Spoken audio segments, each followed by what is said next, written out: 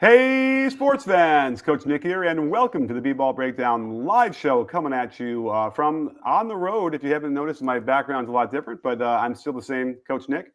And as always, I'm joined by Andrew Combo Sal to discuss the latest and the greatest in the NBA and our trip to San Francisco to go to the All-Star Weekend festivities. So, Combo, what's happened, my man?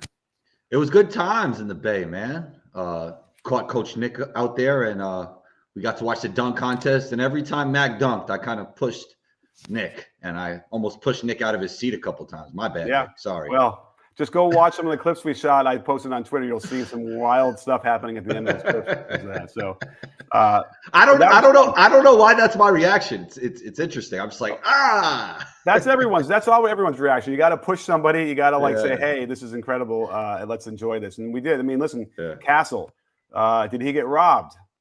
No. I don't know if he got robbed, but I think he certainly deserved to win as much as McClung did. Don't you think? I thought he did great, but Mac's a generational dunker when it comes to dunk contests, and Castle's like a really good dunker in dunk contests. Okay. I think there's just levels. I mean, what Mac did and does, nobody else really could do. I mean, there are probably some professional dunkers that can, and that's the argument, right? Like, this guy's not an NBA player. But I think I see a lot of disrespect towards Mac. I mean, he's played in the NBA. You might say he's not an NBA player, but you have to give credit to a guy who's working his way up the ranks, right? I mean, that's not an easy way to go about things. And, you know, we're at a point where we need something new for the dunk contest, and he's been that, and he's won 3 in a row. So kudos to him. I mean, that's sort of the point, I guess, is that, you know, he had been in the NBA briefly, so he'd probably during one of the other ones, so he maybe deserves to defend his crown.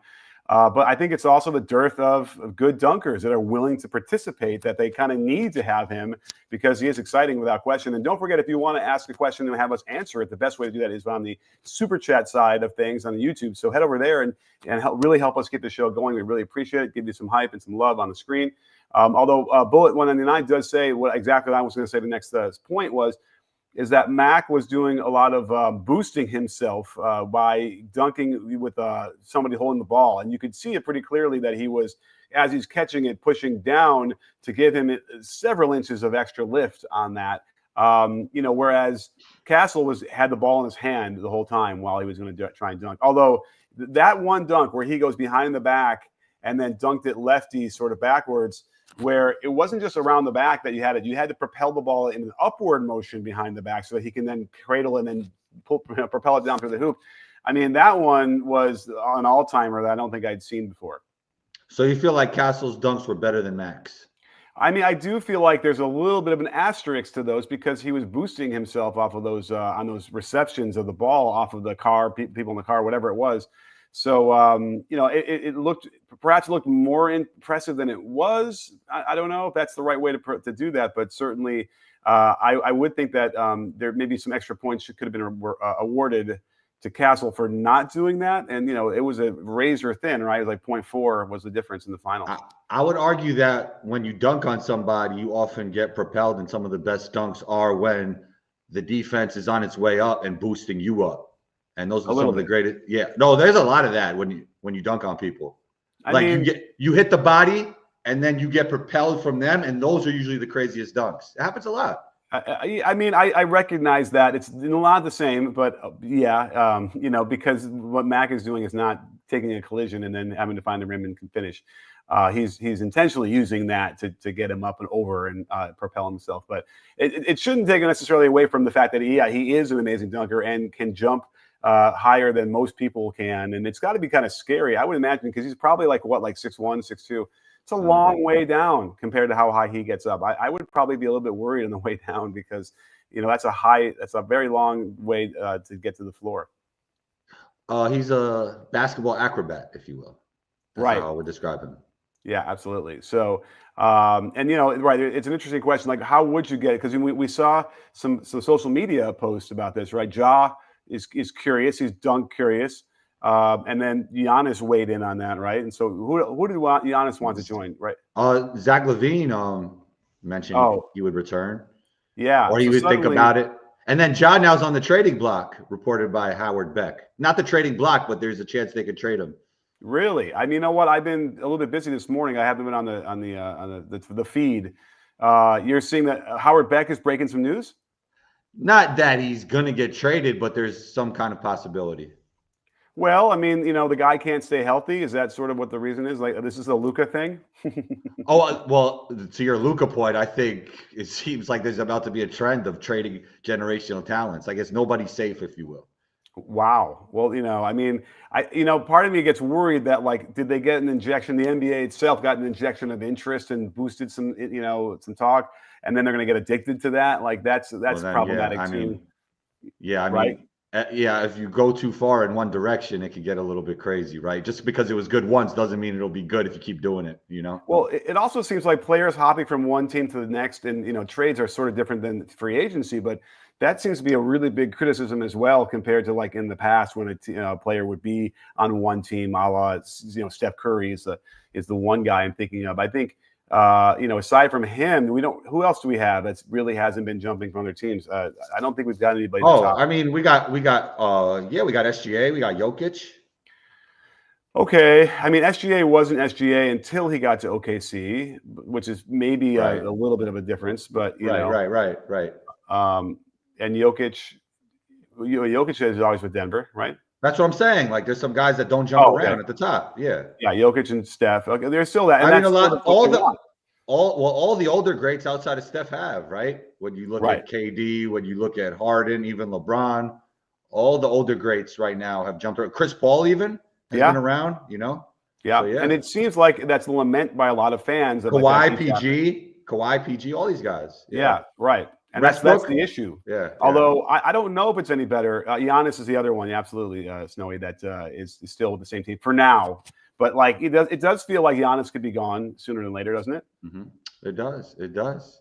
Even when you look at D. Mitch and Brunson, some of the borderline superstars, all these guys moving around a lot. Yeah. And whether it's their choice or not, like it'd be a trade or be free agency. But I don't know if that's does that make it better if we don't have as much? They just stick with one team. I mean, obviously, in our economy and the way our society works, having a choice of where you work is tends to be an important thing. Pros and cons, for nostalgia's sake. Yeah, pros and cons for sure. For sure. So I wanted to ask you. So there's a lot of discussion. Obviously, we were in the building, and I thought it was a lot of fun both nights. But there's a lot of discussion about how the All-Star games haven't been that good. And Van Lathan brought up an interesting point to Bill Simmons. I was actually listening to it on the airplane. He tends to think that some things become culturally extinct. And do you feel like that's the case? Just with, how things are today, in the modern world. If the NBA All-Star game, because, Bill Simmons was talking about how back in the day, you could never even see these guys all on the court.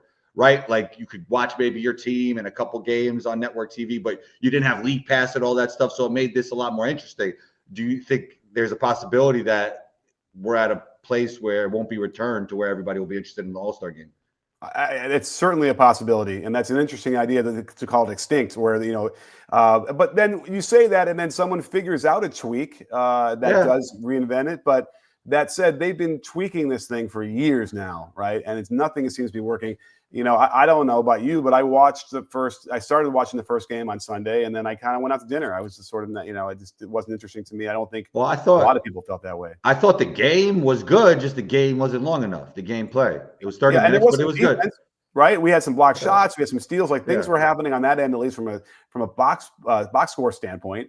But what in my mind is, it's like they're also good. It's like could they have just maybe done some Globetrotter style stuff, like hit the high post, do some weaves, like do some offensive stuff that could be fun to watch, and I honestly, I don't know what else to do. And although my suggestion on Twitter I had was maybe you should force one team has to play 90s basketball, the other team has to play 50s, like a la the Globetrotters with the weaves and with the high post stuff. You know what I mean? Like maybe you can invent it that way where you have to sort of mimic another generation. And I don't know. I don't know how feasible that would be anyway, but obviously it seems like something still needs to be done, like whatever they've been toying with and tinkering with, other than having the Zach LaVine, Aaron Gordon dunk contest, which is probably one of the all-time greats we've ever seen. In the middle of all this, the dunk contest being maligned for not being interesting, right? What year was that when they did that? 2017. Which one? Zach LaVine. Zach LaVine versus Aaron Gordon. Yeah. Yeah, that was middle of the 210s for sure. And I don't even know And if then we were expecting that. Like that seemed kind of out of nowhere. And then the stuff they were doing, I mean, was absolutely ridiculous. And so it's hard to kind of recreate that too.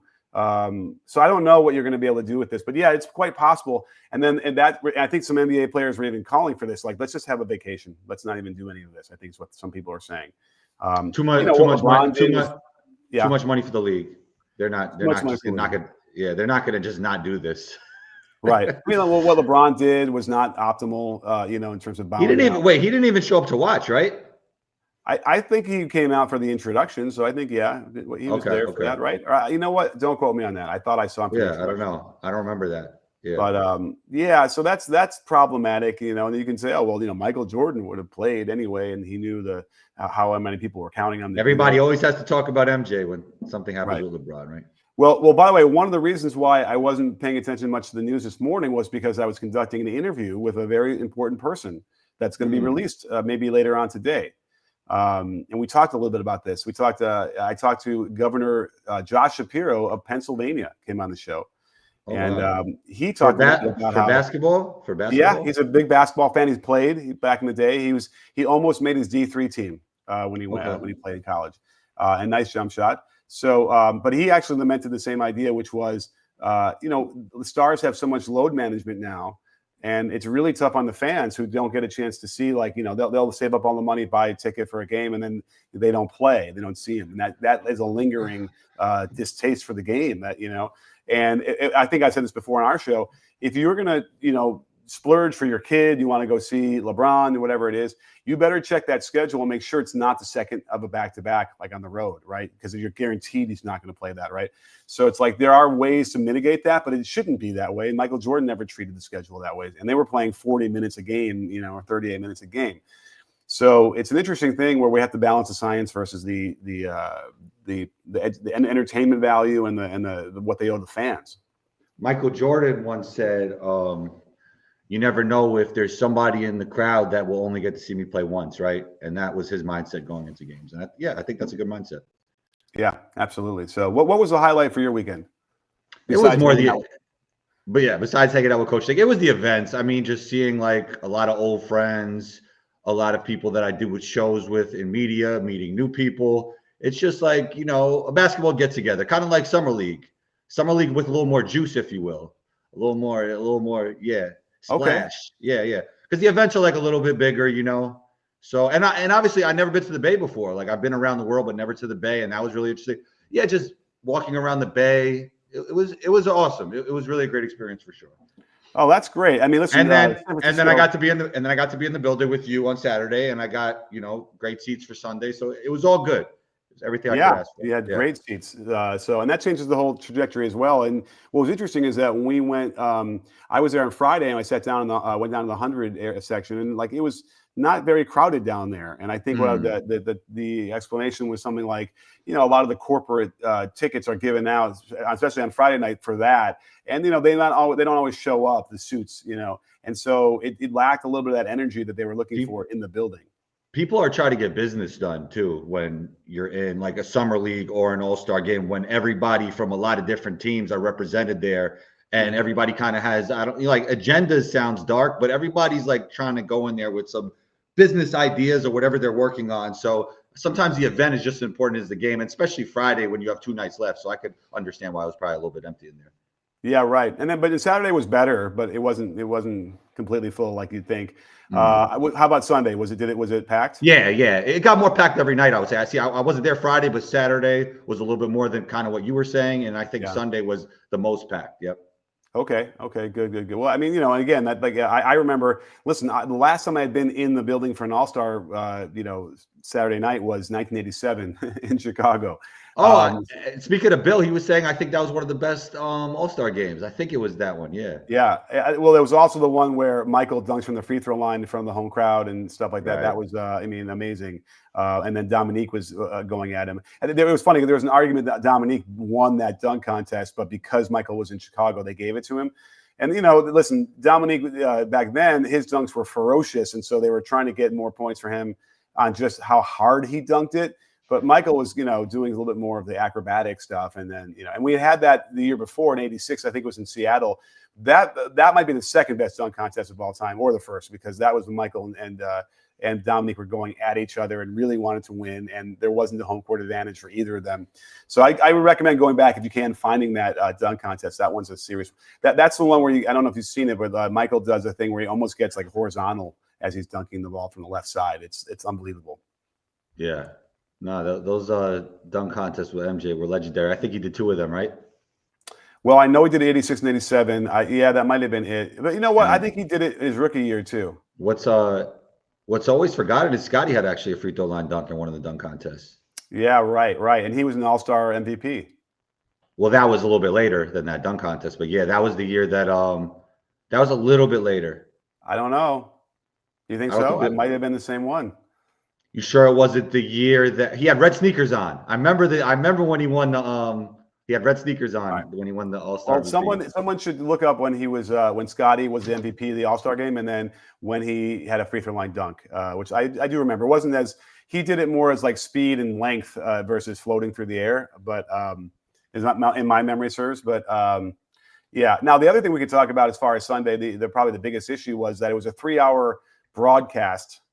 And I think something like 30 minutes were devoted to actual basketball being played across those 30 minutes. So there's the 94s, right? When Michael retired, Scotty, that was a great Bulls team. Scotty wins MVP and All-Star. Thank you, Ken. What year was that? That was 94 All-Star. Yeah, the year that Jordan left. Yeah. So you're thinking that the dunk came before 94? Yeah, I don't think he did the dunk contest that year. Okay, well, maybe I think that was probably like late 80s, early 90s. We're counting on you, Ken.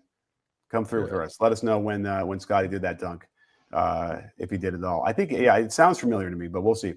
Oh, he did it. I just seen it on IG recently. Okay. All right. Yeah. I mean, I remember that. Yeah. It gets foggier every year that goes by, unfortunately. But I also don't forget. So stay tuned, because Governor Shapiro, who is a rising star in the Democratic Party, but is someone who's really into hoops and had some really cool stuff to say about basketball. So. What do you think? I should just drop that, after the show? Why not? Why not is what Combo says. Yeah, so maybe this will be our little preview for it, and I'll drop it, and I'll sprinkle some, sound bites across the socials, as you guys call them. Look at you. Yeah. Oh, so 1990 is, according to Snowy. Told you, man. Yeah. That's when Scotty did it? Yeah, I knew it was earlier. Yeah, and look, so I was off by 1 year. Jordan 85 would have been, that's his rookie year, and then 87, 88. I had 86, 87. It was 87, 88. So that he probably skipped the year because he was hurt. That makes sense. Yes, you're right, exactly. Yeah. You're right, because he was expected to, right? Like that was the thing. He probably even looked forward to it, right? That's the difference now. He had the gold chains on. Yeah, right, exactly. His rookie year. God, he could, but not only the height, it was just like he could float and stay in the air longer than most. So, and that's the other thing that MJ did that kind of we still haven't developed enough of is being able to shoot in the way down. I totally agree. I think that's a skill you need to teach everybody. Yeah, that's what hang time is. Nobody literally has hang time. It's really the ability to shoot on the way down. That's a good way to put it. Yeah. And I remember that year, by the way. I remember the Jordan second year when he got hurt because they brought in George Gervin to play for him, and that was really kind of fun because he was a legend way at the end of his career, but still had a couple finger rolls in his bag, and that was a kind of a fun team. Jordan could get to finishes. He could make finishes that other people can't even get off. It's like he was different when it came to finishing. Yeah, and he was one of the original guys who was like splitting his feet in the catch and attacking instead of the triple threat. Mm-hmm.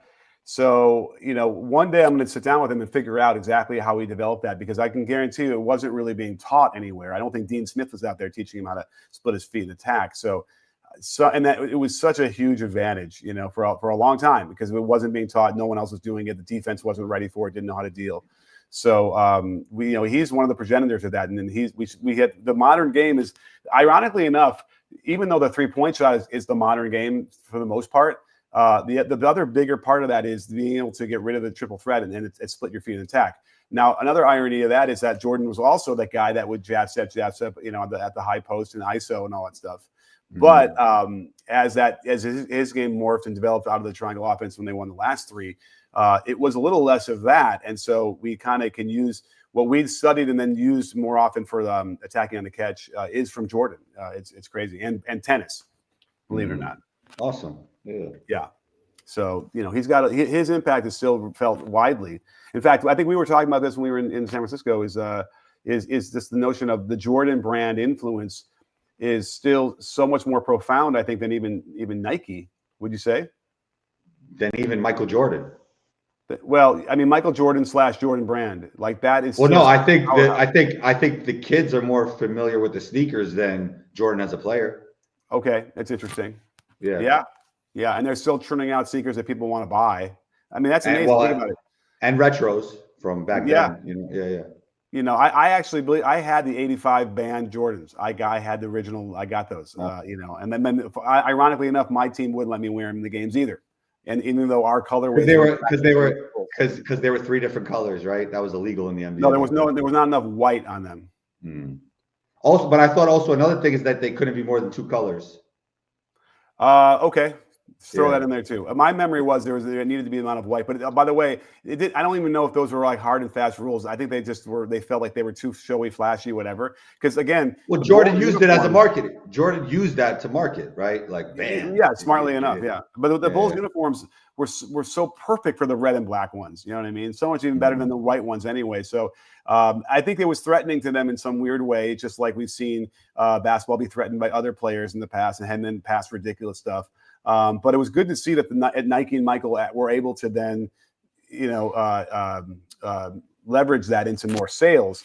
The weird thing was that they weren't willing to just. Oh, I think they were. I think they ended up paying the fines, right? Didn't he wear them? And they would pay the fines, which is what they should have done. It wasn't the fine was nothing. It was for them. Although not to forget, Nike at that point was not Nike, and so maybe $5,000 a game was something. I think so. Yeah. All right, we have our first super chat. So DeAndre Morris, thank you so much, DeAndre. I don't think the LA Lakers need another big man, need a big other than Jackson Hayes to win a round in the playoffs. You agree?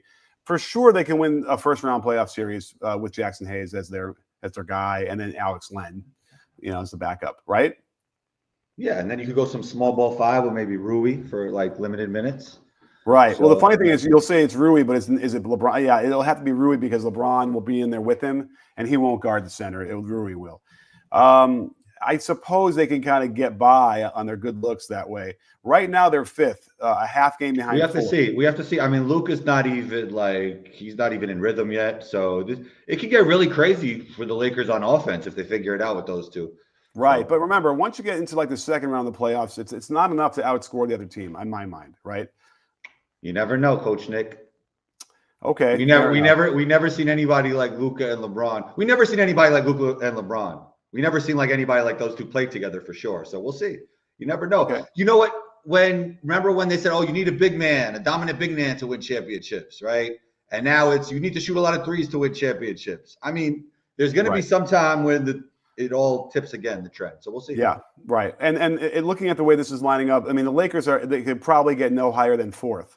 And that means the Rockets, they'll probably end up playing the Rockets. Now, can they beat the Rockets with this lineup? Yeah. Yeah, for sure. The Rockets don't have experience anyway. Yeah. And that's the big one. They're down a player with Jabari Smith. I don't think he'll be back by the playoffs unless someone can correct me in the comments. Although that also, the Rockets are going to have a decision to make because Amen Thompson has solidified himself in my mind as a starter on that team. And Jabari Smith is certainly going to come back and assume he'll be the starter again. I think Jabari takes a leap next year. Like, I think he's going to be like the guy that's like trending, like, oh, Jabari's here. Kind of like Mobley this year. I think that's going to be Jabari next year. All right. I mean, I might have argued he took that leap this year. Yeah, but he's not like on the Evan Mobley level, or even his teammate Şengün level. Like, I think he takes that big leap next year. Okay. Either that or they trade him because they want to go with Amen. Either way, or they trade Amen. I don't know how that's going to work. Well, they could play both if they both become better shooters, or one of them becomes a better shooter. Well, then they got to trade Dylan Brooks, right? Like somehow they got to figure that out. Which I wouldn't mind. Like if they want to upgrade their roster, or Reed Shepherd.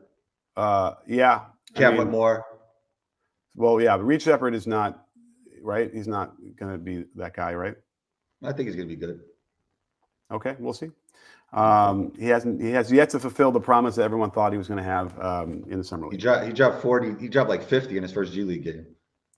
Yeah, but don't forget, dropping 30, 40 in a G League game is somewhat common. I just think like if you put him on, this is how, and it goes like this for a lot of NBA players. You put him on like the Wizards or something, he'd have a bunch of 30-point games. He would have more opportunity, more reps. Okay, you think so? Yeah. Okay, all right. Well, I guess maybe we'll find out sooner than later. And Bron is telling me he thinks he's returning in the first game after the break. I think that's that Jabari Smith we're talking about, or we're talking about, gosh, who are we talking about? He'll be back next week. We were talking about, and was that anybody else? I was wondering. Anyway, so the Lakers, are probably, they can get past Houston, no problem. And if that's the case, then they got to play OKC.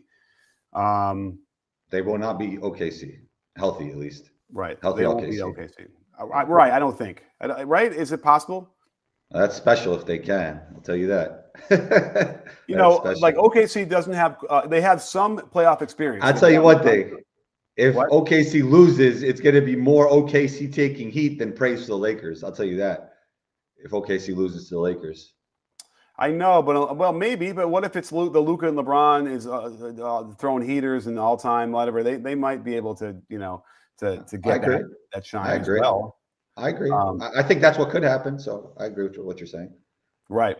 So that would probably have to happen, right, for the Lakers to have a chance.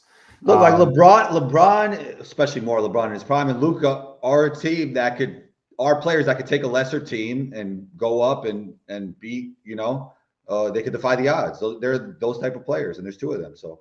Yeah, I agree. So, it'll be fun to see them as Luka gets back into shape and they work out some of the kinks. I think JJ's going to have his hands full defensively to figure out how to sort of scheme that. And, it was funny. I was talking about this, I think even with you while we were sitting together. And, there are times when you got to hide defensive players. And I kind of feel like the new version, I'm still trying to formulate this in my head and figure out maybe I can do a video on it or something. But is you take that player, especially if it's a smaller player who they're going to try and isolate and force switches on and go at in the perimeter. The zone defense you'd want to run is some version where you keep that player on the block the whole time, basically guarding whoever's in the corner, and then they never have to leave that area, right? And you can kind of LeBron really blow does up that a lot a of little action. bit now. Well, what the Celtics do is they keep him in the middle, but he just guards everybody. So I guess there's two ways to go about it. Right. Yeah. They want Drew in every action. The Celtics do. Well, I mean, because part of it is when you have the scram switching is, they force a switch and the big is now going down with the small on him. And then while that's happening, a bigger defender gets in there and gets them out of there, right? Well, you can eliminate that to begin with if that small player never goes up to the pick and roll to have to be forced to switch, right? Or if it's even a pin down or anything like that. So you can kind of cut that part out. You don't have to deal with that read, which is complicated, right? You got to be able to see it, get over there in time before they take advantage. So suddenly it's like, okay, really what you end up seeing with it at the best version, and the Celtics does do this a lot, is that guy that they're trying to target that simply just stays in the low block. So let's reverse engineer that and keep him there to begin with, and everyone's rotating around him. So I'm kind of curious. Now the next question would be is if you're guarding that person in the corner and they cut baseline to the other side, you just leave that guy there as a zone because he can stand there outside the lane as long as he likes. So I'm still working on this. It's a thought experiment at this point, but there might be something there. Awesome. Yeah. That's really cool. Yeah. What else should we talk about? We talked about certainly, so the notion that they had a 3-hour broadcast and literally like maybe less than 30 minutes was actually basketball being played is a problem too, I think. We're talking about, So I heard the complaints. I mean, since I was in the building, I didn't get to really see the broadcast from a television perspective. Mm-hmm. But what I was hearing was a lot of Kevin Hart, more than even basketball. Well, okay, because they spent most of the time crapping on the product, right? Yeah. So how do you feel about it? Because some would say they want people's honest opinions, and other people would say you don't want somebody calling the game who's smashing the product, who's bashing the product. The only thing I can think of is that because TNT does not have the rights to the games anymore, they don't care, because otherwise they would not have been doing that. But isn't it a collaboration? Isn't for TNT it's good that the NBA is doing good? Yeah, and as a result, like I don't think I have to imagine there would have been some overview of a producer saying, let's keep this focus on what we can make positive. I really find it hard to believe that they were doing that, even though I recognize that what they were saying was true for the most part. It didn't seem like they had to do that, and so you would have imagined the suits and the sponsors would have been calling down, what's going on? Why are they saying they can't say that? Whatever. And so that wasn't happening, and it was a long stretch where they didn't adjust, and they continued to do that. So you have to imagine that there's a detachment there based on the fact that that it's not going to appear on that network anymore. I can guarantee you, if you saw the first year of Amazon or whoever's got the rights next year, like that won't happen. Like I don't think that the announcers who are part of this whole thing would be so also negative. Yeah, well, also when you have a new job, right, you don't have as much, what's the right word, freedom basically to just say what you want at the same time. Like these guys have been doing it for 25 years. Now, if it's somebody who's going to be first year with Amazon, they're not going to take like that. Yeah, they're going to be they're going to be walking on eggshells probably. And we were watching and the other problem that Sunday had, the All-Star game had, was that the Saturday Night Live was airing their 50th anniversary, which I think a lot of people wanted to watch at the same time. So that was a problem scheduling wise. But we're looking at the commercials that were being aired in between, which there were a lot of because they had a lot of commercial breaks. The other thing that you can kind of do a sample is the style and the kind of commercials, and some of them were kind of local and not very expensive to make. Like these were not national commercials. It was a little concerning. Like if you flipped over to the Saturday Night Live and you're looking at the commercials, it was McDonald's and Jack in the Box and Ford and whatever. Like those are the big name, high. They're paying a lot of money to advertise in those slots. And then on the other side, we were watching multiple, commercials for like some, ambulance chasing lawyer, that they filmed with like of iPhone or something. It was really interesting. So that makes me worried as well, and how they're going to balance this out and how it's going to go going forward. But perhaps with the streaming, they got a 10-year deal, right? The NBA did, and with the streaming platforms, perhaps like the commercial aspect is a little bit less important because they're selling it directly to consumers who are going to pay for streams. I don't know.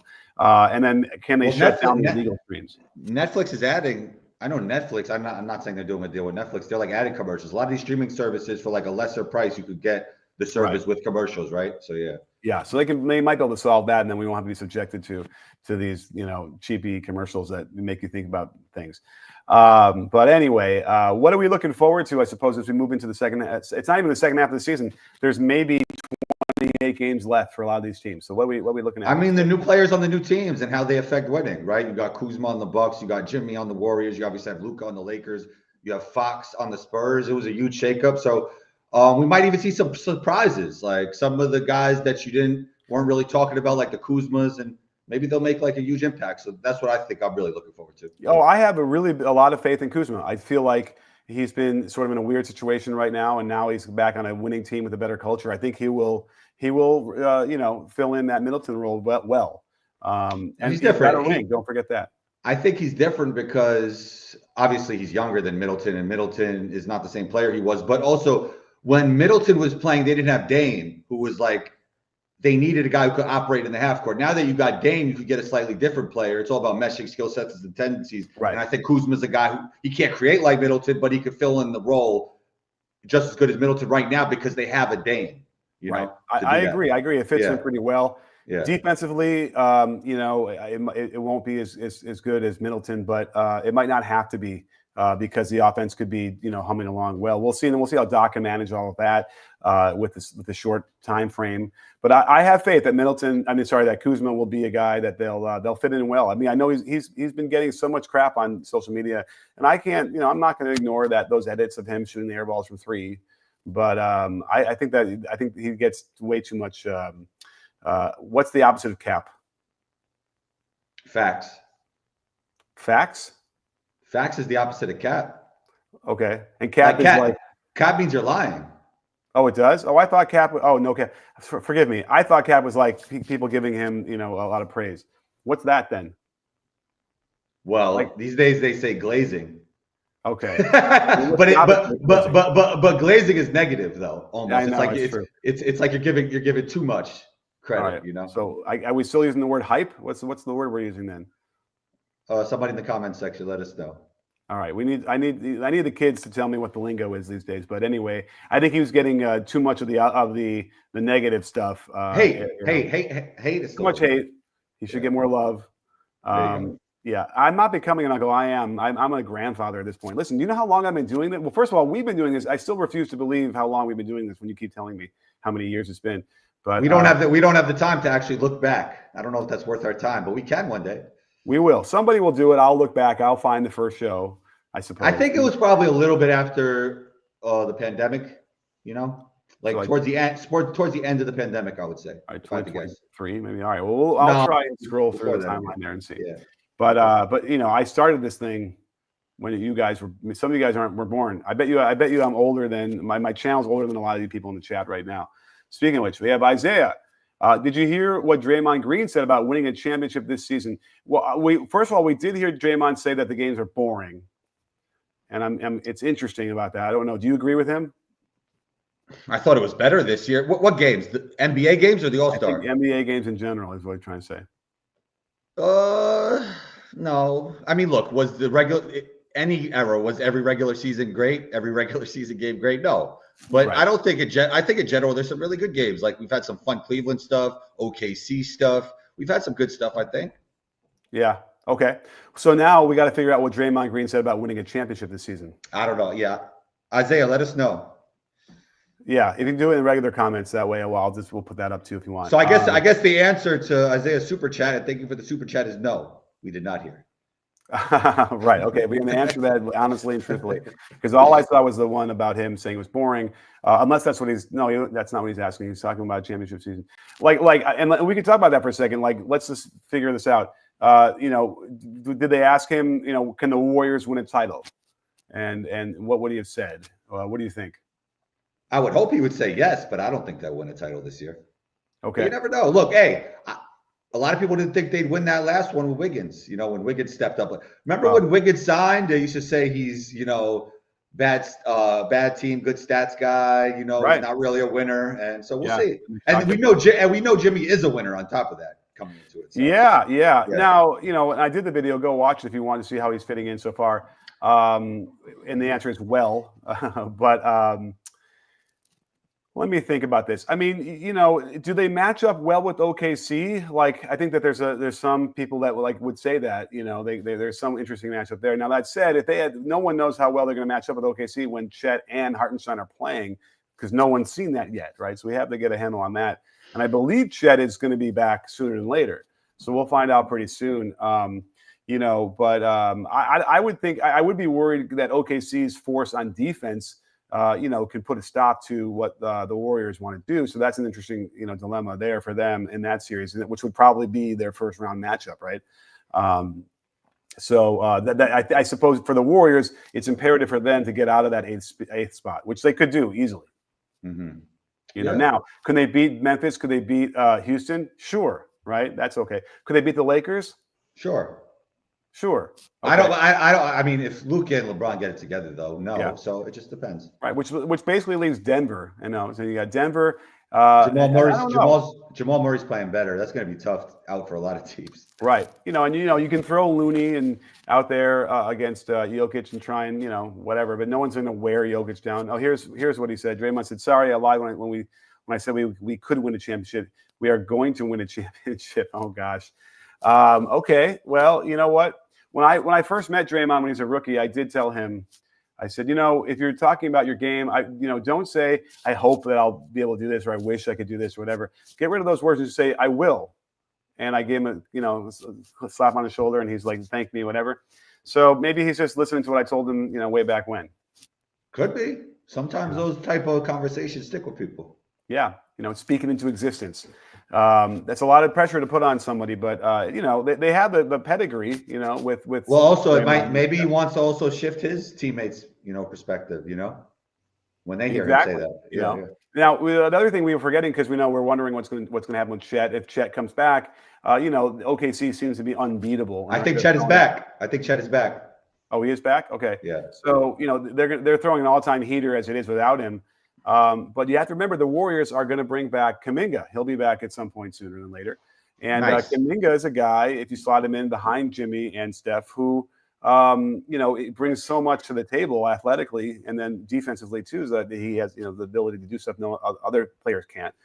So we can't forget that, right? That could be something that elevates them as well and puts them into different conversation. Very true. Yeah. All right. Well, we got best friend in the breakdown, Bron. What's up, Bron? Thank you so much. Really, always appreciate you. They say, Coach, we need you during these tough times. We need you to debunk the negative stigma around being a free throw merchant. Oh, what was MJ's free throw rate? Well, we could come up with MJ's free throw rate if we, open up a new tab. I guess he's talking about Jimmy. Jimmy's been getting to the line for the Warriors more. Yeah. Than I don't other think he's Warriors a free throw players. merchant, is he? No, but they used to say James Harden was. Definitely. Well, in SGA is the big one right now, right? Yeah. But I think SGA recently had like a 40 or 50 ball where he didn't even get a lot of free throws, right? I think one game like that, yeah. And you know what? The refs are going to probably start to get more into their playoff mode as we get closer to that. So those calls aren't coming as much. But yeah, I think the point that Bron wants to make is that like getting the free throw line is a very important part of the game and will help you win games. And so why should that be a stigma? And I agree, but I get it. I'm sympathetic to the people who don't want to see guys flailing into other defenders. Defenders kind of just running alongside, and then there's contact, and then it's like what did he do? But you have to remember what the rules are, and you have to be in legal guarding position. And if you're not as a defender in that position, and you're just happy to kind of run alongside the guy, then you're going to be frustrated because they're going to call fouls on you. Because again, there's a little bit more involved than just sort of running, trying to stay between him and the basket, and not being aggressive to do anything. That's not enough, right? They're going to end up going to the basket. They're going in a straight line. Whenever there's contact, you're not there, then it's a foul on you, even if you kind of had your hands down or weren't really actively trying to do anything. So that's really what the solution would be, is the defenders need to be more aggressive and more engaged. I guess for the viewing experience, I could see why people dislike it, right? I don't think anybody wants to see a player shooting 20 free throws in a game, right? It kind of hurts the flow of the game. And that's why the G League implemented 1 for 2, right? Or 2 for 1, sorry, on the free throw line, trying to speed that process up. Yeah. So I get it. I get it for the viewer experience, but hey, the game is the game. Like, you play the game. You play the game to win, right? Herm Edwards. Right. But it's also on the referees who could get better directive in terms of what they want to call, what they want to let go. And then eventually that would then influence how the players play, and then maybe we'll get somewhere else. But I do think that there might be a thing where when we had those moments in the past several years where the referees were letting more contact go, I do feel like even though it was shocking at the moment when it first started happening, we were getting used to that and probably like that more. And for whatever reason, they've kind of gone away from that again, but and we'll get it back for the playoffs. But I think that there might be something there where in the regular season, if they go to playoff style refereeing, perhaps people will respond to that better and enjoy that, which again means less free throws, a little bit more physical play, maybe a little bit more problem solving on the offense, right? They got to get a little bit more creative, which is sort of what like Jordan would have to do, which is why he's shot on the way down, like we talked about earlier, right? Because he's in there double pumping, double clutching, whatever, because he's got to deal and navigate with some contact they're not going to call, all that stuff. So, and as a result, we got the most scintillating athletic displays of crazy shot making we'd ever seen. So, there might be something all tied to that. So, I hope that answered the question, Bron. Although someone maybe looks up MJ's free throw rate, just and then remember the one like this over Lambeer? Yeah. He was almost screwing around, right? Just kind of like, I'm going to foul myself. Yeah, that's kind of how I used to see it. Like he's basically fouling himself by hitting him across the wrist, and while he's shooting that. But you can argue it was sort of a way to stop the momentum, and I don't know what he was doing, but it was fun. Yeah, nobody ever asked him that. I didn't hear anybody ever ask him that. Like, what was that for? Yeah, and he did it several times. He would do that a lot, on the end of N1s and stuff. And it was just like, and he would make them too. So it wasn't like he was just completely screwing around. But and not like, because Luka screws around too, right? Luka does a finger roll from the 3-point line on step through, and he makes it. Kyrie does offhanded floaters to win the game. So offhanded floaters, yeah. Well, Ven, thank you so much, Ven. Always great to see you as well. Really appreciate your super chat. They say my only concern with the Lakers is Denver. Fascinating. You don't think OKC has enough to guard Luka and LeBron? No, nobody has enough to guard Luka and LeBron if they're hitting. I mean, they're so physical, but I guess do they have that size? Because like Chet would have a hard time, and they wouldn't put Hartenstein on either of those guys. So I mean, that's almost a compliment to the Lakers. Basically, saying like if you could avoid Denver, you could win the West. Is that basically what that means? Yeah, I think Yeah. that's Yeah. The only concern Lakers don't want to match up with Denver because of Jokic. Jokic, that makes sense though. I mean, Yeah, Jokic it will pick does, that right? team Because apart. Jokic Yeah. is going to destroy Hayes and Landon, whoever else, and Rui, whoever. And then also just them from a team defensive perspective. We also have to give more credit to JJ. I mean, before the Luka trade, I think they were 12-2. So he's been doing a good job. Yeah, no, they had this big spurt. I want to check those games just to make sure what the strength of schedule was then. But yeah, they have a really nice run there where they solidified themselves. Where they were kind of down with the Warriors down like in the play-in area. So and now they're like they seem solid. Like you got to take them seriously, and certainly with what they did with Luka. Even though we all know defense is a really important part of this, it's certainly good enough to get them into the second round without problem. And then from there, we can kind of go from there. We'll see. And there'll be another interesting question. How do you design a defense to stop those two? Because you will have to do that too to beat them, right? Even though you might get a lot of easy buckets on your own, you're going to have to stop them too. So that's interesting. And their whole team is changing with Vanderbilt getting healthy now. And they got Connect back in an interesting, trade that didn't go through. Yeah. So we got another super chat here. But he didn't play, right? One game because he had to let it all marinate. It makes sense though, because we'll get to the super chat in a second. Imagine going to a new team, probably thinking about the opportunity you're going to get with this new team, maybe even more reps, right?